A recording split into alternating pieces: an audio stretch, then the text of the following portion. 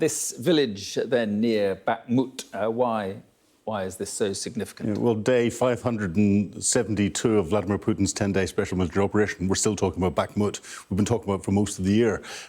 This village is just to the south. It's one of two that Ukraine have just recaptured. It took the Russians, the Wagner group, almost a year to capture the city. In a couple of months, the Ukrainians have pushed 5+ kilometres into the south and are slowly but surely surrounding it. But it's a fixing operation. In military terms, that means they're pinning the Russians down, forcing them to push their reserve forces in, and here it's their airborne assault forces that they're fixing, 2 Russian airborne divisions, so that they can't then be used across the rest of the front line. They've got the front line at over 250 kilometres long. Yeah, and progress too in the area around Zaporizhia.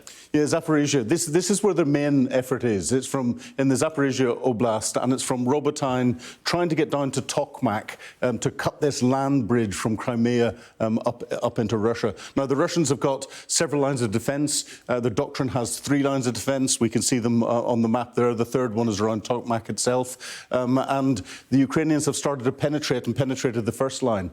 Doctrinally, the Russians put 2/3 of their forces in the front line of defence, and then they're supposed to fall back to the second line. But the Ukrainians have got them pinned down. So the final 1/3 of the Russian forces are in the second line and third line of defence. And this is where pinning the VDV, the airborne forces down in the north, is very important. There are indications to suggest that they've moved 2 divisions down in there to try and reinforce what's happening in that region. It shows the Russians are not in good order. Right, but we're looking at a long haul, are we? Very much so. Yeah. Unfortunately, I think we're going to be talking about this time next year.